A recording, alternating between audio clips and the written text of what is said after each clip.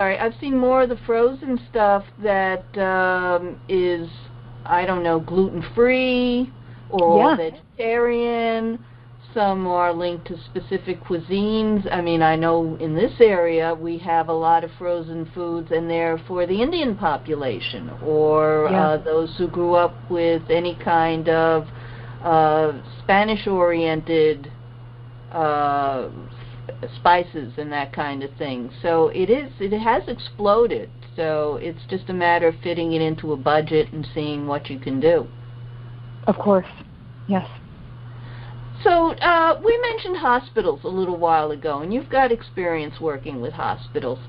What, Yes. in your humble opinion, makes the vending machines in hospitals so impossible still for healthy eating? I was just visiting my PCP, and they have I won't mention the health group, but they have their own facilities, and everything I looked at was almost all snack foods, and you don't want to see what's in the machines at the Baltimore VA, in all due respect. So Yeah. how are you supposed to go visit older loved ones? What advice can we give to the hospitals? They're supposed to be revamping things. Yeah, agreed. Having worked in hospitals, I definitely see the business elements of them, and it's rather unfortunate that those are the foods that tend to get inside. And I remember working at a hospital in New York, and there was talk about like a McDonald's coming in, and that to me as a dietitian obviously was pretty disappointing. And yeah, I wish I had a great answer for that. I know that there are a lot of people in the public health world that are working to change that and set certain requirements for the foods allowed in the hospitals. But I think that really what it comes down to is that those are the foods that are shelf stable. And as much as I'd love for there to be a veggie and dip machine available, those kinds of foods are much harder to preserve and keep fresh and edible. So I agree. It's rather disappointing. That said, I do believe all food fits, and it's a matter of making it the exception, not the rule. So, every now and then getting a treat from one of those vending machines I think is totally appropriate. I think if it's something that becomes more of a routine, then that's a time to stop and ask yourself why, and maybe consider alternative options. Maybe people just have to be alerted that if you're going to visit your mother either in the hospital or her long-term care facility, maybe bring your own snack and don't feed it necessarily to Grandma or Aunt Susan or whomever. Right. Yeah, absolutely. And also, food is an expression of love for many people. And for me as a dietitian especially, I hear so many people tell me, if they have a Greek heritage, then like their parents might make sure they have baklava on hand, or like another family, they might want to bring, latkes at Hanukkah time to their grandmother in the hospital. So I also think like food is an expression of our love, and if you're visiting a loved one, you really want to make sure that they're getting the nourishment that will help them meet their health goals. And then bringing your own is a really nice idea, a really nice way to do that. So you of course get permission first to bring it to your loved one, because I remember one incident in the family where the loved one suddenly had a heart emergency, and she's in the hospital, and I think she had just had either the stent or something related to her heart, and she's supposed to be on, for a few days, a liquid diet. And her daughter brings a major submarine sandwich, and if someone hadn't said, look, I'm sorry, but your mother really can't be eating that, and she was very upset, the daughter. How dare you starve my mother this way? But there are things you do have to get permission, and the loved ones and their caregivers all have to keep this in mind, right? Absolutely. Oh, yes. You definitely want to make sure that you're following whatever the hospital guidelines are, because let's say there's a procedure on the calendar, then that person might, be under a no food by mouth, restriction, in which case the patient eating something could really delay the procedure. So absolutely, you always want to check with your care provider to make sure that they approve of whatever you're bringing in. Absolutely. I think that's an excellent point. I have been blessed to talk with interesting chefs, dietitians, other folks, and I can tell you something that relates to what we just mentioned about fitting it in to the facility, because I met a fellow. I was doing articles for Senior Wire News Syndicate, I think is when it happened, and I met a guy who used to be a French chef, and I mean back home in France for either the Prime Minister or some upper echelon fellow, and frankly he got bored with all the banquets he'd produced, and he settled somehow in the Bronx, New York, in a senior living facility, a nursing home, and he had patients who could not chew well. And so they weren't on liquid diets, they could have food, but he had to figure it out. So if he was making, let's say, coq au vin, which is chicken with wine in French, so he would have it on regular plates for the folks who could eat it that way. But for a few folks, what he did was he actually made it, took out the bones, put the everything, the chicken, the vegetables, etc., in a blender, put it in a baking dish, put some nice mashed potatoes, not too heavily seasoned, but with some nice thyme or whatever in it, baked it for 5 extra minutes or whatever, and boom, so they were eating coq au vin just like their fellow residents. So do you think this kind of stuff has improved? Have you heard of this kind of thing, or are we all just stuck with really atrocious meals? Oh, well, I hope not. I definitely think that there's a movement to, again, this whole notion of aging with dignity and grace. I think that there are many people in the various capacities in hospital and long-term care settings that are really working to make the aging process as enjoyable as possible, and really thinking outside the box in terms of delivering food that's both nourishing but enjoyable and also inclusive, helps people feel like they're part of the rest of the cohort rather than feeling alienated for having to have different food. So I definitely think we're making big steps in that direction.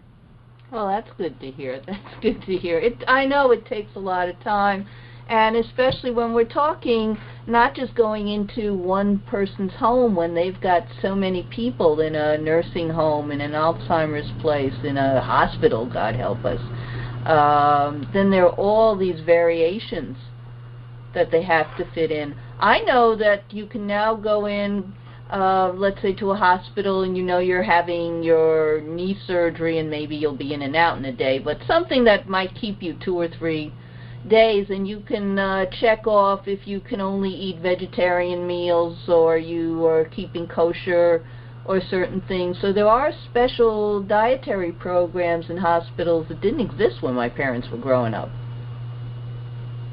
Yeah, I think that hospitals kind of realize, again, it's like they are humans, their patients are humans, and they're already going through a challenging time, so they want to make it as pleasant an experience as possible. And like I said previously, food is a major source of enjoyment. So I'm sure there are plenty of institutions throughout America that have a long way to go, but I think for the most part, it's something that people give a lot of thought to and really want to make a very pleasant part of the hospital experience, no matter what age you are.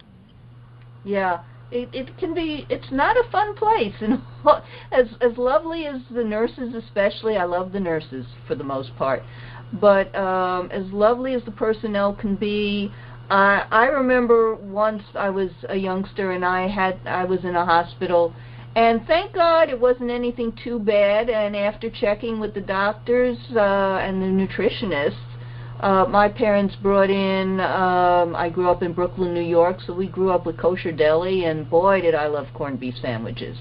And I could get away with that. So it's nice when you can do it, and it's just that the hospital people have to make sure family, friends, even the primary or whoever's referred them, knows that Mr. Smith can eat this, but you got to lock out that for a while or whatever. That's where the communication side is critical, right? Oh, absolutely. It has to be a team approach for sure. And again, just making sure that everyone, family members, the physicians, the dietitian, the nurses, everyone's really collaborating to ensure that whoever the patient is, whoever the senior citizen is, especially if they can advocate for themselves, that that they're all working together as a team to really, make the most positive outcome for the patient. Do you have a favorite story of one that was a really pleasant, somebody you served, or even a conversation, let's say, trying to get a certain hospital program in place? What's your favorite story, do you think?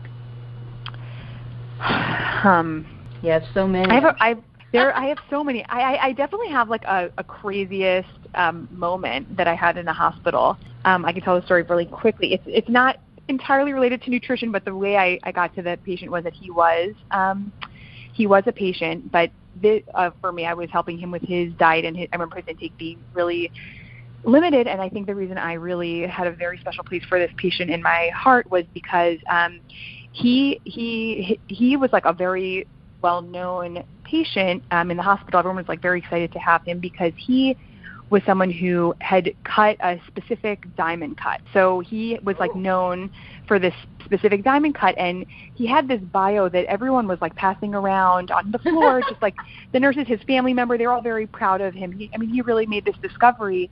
And I saw that he was from a country in Eastern Europe, and I saw his age, and my family was also in the diamond business. So when I went into this patient's room, I told him my grandfather's name, and I said, is there any chance like you know him? And he told me that they escaped from the Holocaust together. Oh, my God. So that was like definitely my craziest day at work ever. And it turns out he knew my family. He sent regards to my uncle. But that he was also a person who had a very limited intake. I think he was definitely getting to a place where really like comfort care was indicated for him. And I felt so much compassion for him because of, that personal connection. He was such a sweet man and so accomplished and such a treasure. And I would say for me, working with this population, I really think of senior citizens as such treasures, and there's so much to learn. It's a very special population, our seniors, and you can learn a lot from them besides just teaching them. Absolutely. I feel like for all the trails they've blazed, for all the wars they fought, for all the advancements they've given us, they absolutely deserve our full respect and thoughtfulness when it comes to ensuring we're doing everything to promote their nutrition and health. I think that's great. That's a great way to end it, because we are actually winding down from this week's Partners in Health and Biz, and we hit it just on the right timeline. I want to thank my guest, great dietitian Rachel Engelhardt. I know you have a great website, Rachel. I don't say that very often because I'm still teaching people what makes a good website. So tell us the website's name and any other contact information you'd like to give our listeners. Absolutely. My website is www.renutritiondc, as in Washington, D.C., so renutritiondc. My name is Rachel Engelhardt. And probably the website is the most straightforward way to reach me. You could also try my email, rachel@renutritiondc.com. Well, it's been a pleasure, as I say, and I want to remind folks they need to tune in next week at 9 a.m. for my partner, Gail Dixon, and her next great wellness topic. And, of course, don't forget to keep checking us out here at Partners in Health and Biz. You can find our website at partnersinhealth.biz. We're on Facebook, we tweet, we're on LinkedIn, and we repeat episodes like this one on Spreaker.com. You can look for it, and of course you'll get notices if you want to be on our mailing list, or you want questions about advertising in 2019, or possibly being a guest as great as Rachel, if you can be. Contact me at wendyjm.pih@gmail.com. That's for the show, wendyjm.pih@gmail.com. If you do need web advice or other print, online, business-to-business and business-to-consumer material, especially coming up in a crazy second quarter, you'll find me at WMMedcom, MEDCOMM, like medical communications, WMMedcom.com. And you'll find my contact info there, and call for quick reaching out for a free consultation. So again, I am Wendy Myeroff. I thank Rachel Engelhardt for this great advice on dietary issues and healthy aging. From Partners in Health and Biz, I thank you again and enjoy your weekend.